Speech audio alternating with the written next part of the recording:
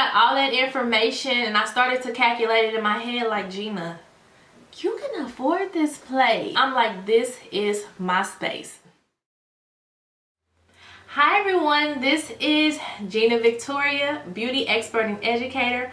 I am back and welcome back to my channel where I teach babes how to become bosses in the beauty and fashion industry.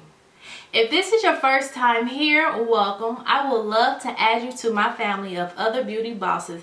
So make sure you go ahead and hit that subscribe button down below. In this video, I'm going to be sharing the process of how I opened up my own makeup and skincare studio. But first, if you have not seen inside of the Pretty Bar Makeup Lounge, go ahead and watch my luxury salon tour first and then head on back to this video. So if you want to hear how I went from a home-based business to a full storefront with no experience in the salon industry, keep watching.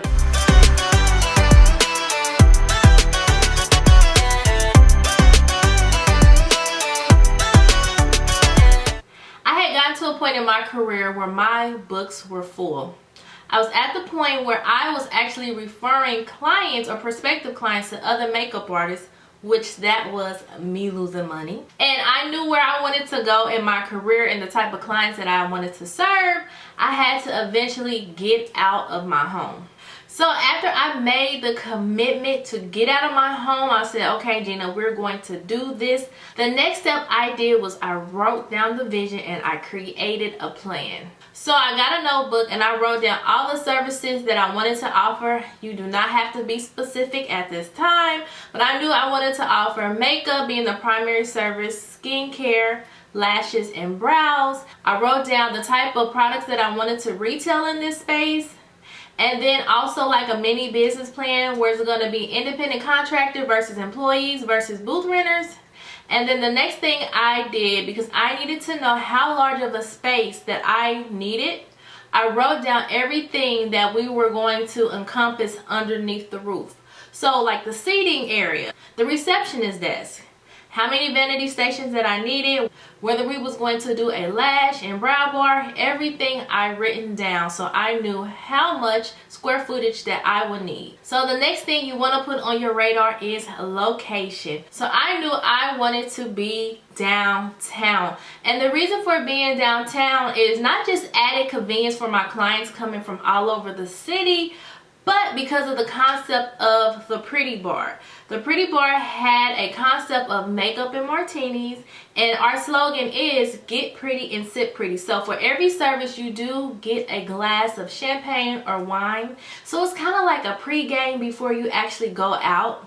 The benefit of being downtown Monday through Friday, you have the business women on their lunch break. They will come and get their brows done or maybe their lashes. Downtown has bars, clubs, lounges, event spaces, event centers, concert venues. So I just knew that was perfect where my clients could get their makeup done and then go off to their event.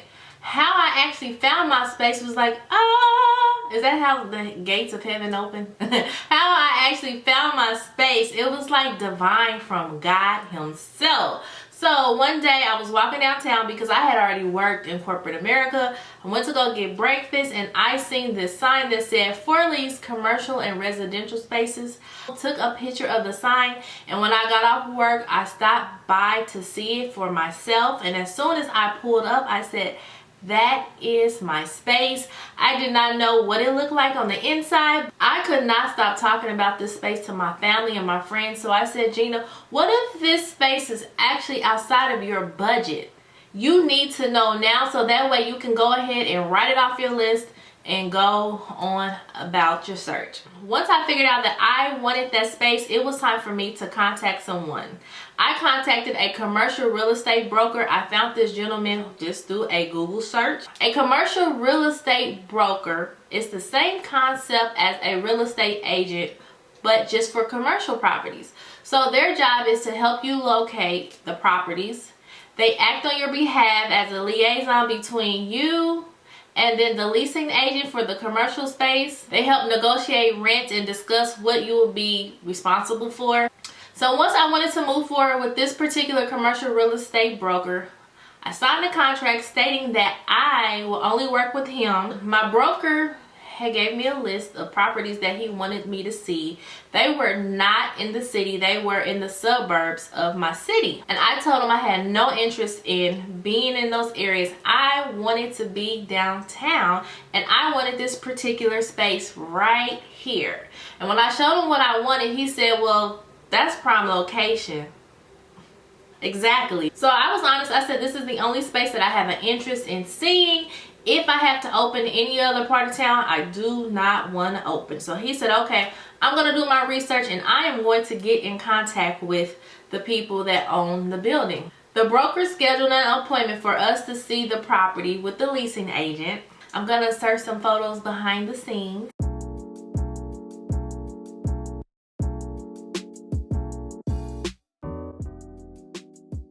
This particular time, I was able to find out the square footage of the place, what I will be responsible for as the tenant. Did I need a deposit, and if so, how much? So once I got all that information and I started to calculate it in my head, like, Gina, you can afford this place. The perks for me was I did not need a deposit for this particular place. I just had to sign a guarantee, meaning I was responsible in the event I defaulted on this place, meaning they were going to come after me personally, not just business wise, but personally. And then also I got 90 days free rent starting, because it just gave me 3 months to actually get my place up and running. So once I heard all of those great benefits, I'm like, this is my space. And I told my broker, like, I want to move forward on this location. So my broker did communicate to the leasing agent that my client would love to move forward. I had to end up signing what's called a LOI, a letter of intent, stating that I intend to move forward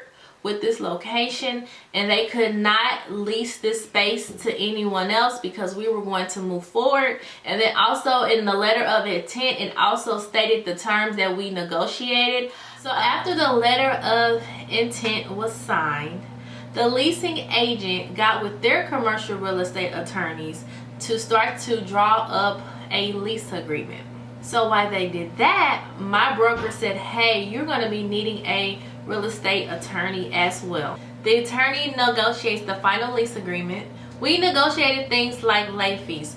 Originally, the lease agreement said after the 5th, I was considered late, and then I would incur a $25 a day late fee. My attorney said no, that is too much, especially as a new business. A lot of times people are late on their rent, and if that happens every month, then possibly I could go into default. So we negotiated that out of the contract. We included an exclusive right usage stating I could be the only beauty bar concept in that area. We also negotiated the rate to make sure that there is no rental rate increase. The negotiation did take a while because it was a lot of back and forth and negotiating. So while that was happening, I hired an interior designer. I sent her my Pinterest board. I showed her my vision. I wanted glam. The beauty for me hiring an interior designer, she worked with the general contractors from the leasing agent, and we talked about things like layout, electricity, and plumbing, like things that I had no prior knowledge of. The interior designer was responsible for purchasing things like fixtures, wall art, home decor. There are a lot of custom pieces that she created inside of the space. At the same time of hiring an interior designer, I also hired a general contractor. I didn't have the keys just yet, but the leasing agent did give us access to the space so we could see what we were working with. The general contractor and the interior designer met me at the space so I could receive a bid from the general contractor. The interior designer pretty much explained my vision and everything that we wanted. From there, I was given a bid, and then I could say whether or not I wanted to move forward with their work based on was it in my budget and if they were able to complete everything in a timely manner. So let's talk about the space itself. So the space was delivered to me in a white box. The only thing that I had was outlets.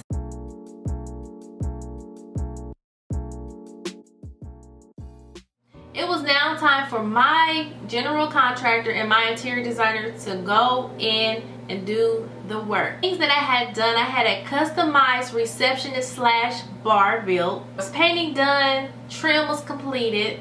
We had countertops and cabinets for the vanity area. The space was hardwired for the vanity lights. 2 chandeliers hung. Laminate flooring was installed upstairs in our skincare studio. Let's talk about the chandelier. My interior designer handmade, custom made the chandelier. We have a get pretty and sit pretty concept.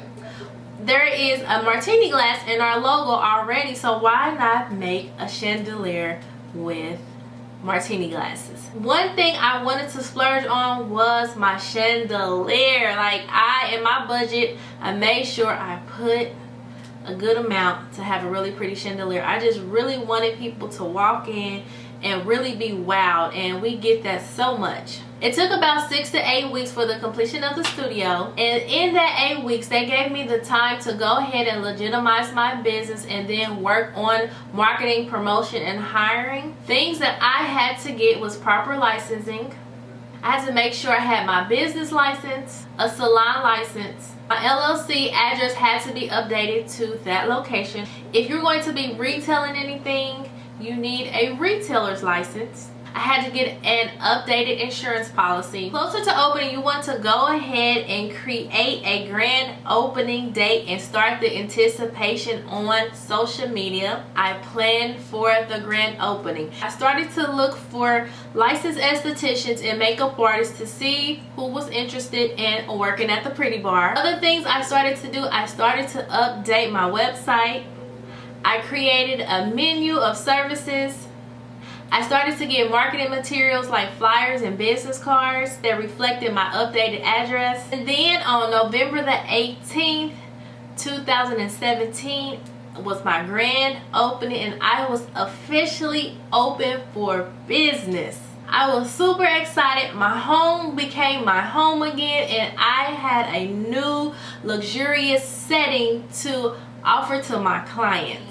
If I had to recommend a few things to someone who aspires to open up their very own location, I would say read, research, and educate yourself. Do know it's not easy, but it is worth it. And just because I went from a home-based business to a storefront does not mean you have to take a big leap yourself. Start small, and that is it. That is how I went from a home-based makeup studio to a full makeup storefront. If you enjoyed what you saw in today's video, make sure you like, comment, and share. I'll be posting more beauty and business content, so make sure you subscribe so you do not miss out. If you have any recommendations on any topics that you would like to cover in the beauty and business industry, please leave them down below. So until next time, I will see you guys later. Bye-bye.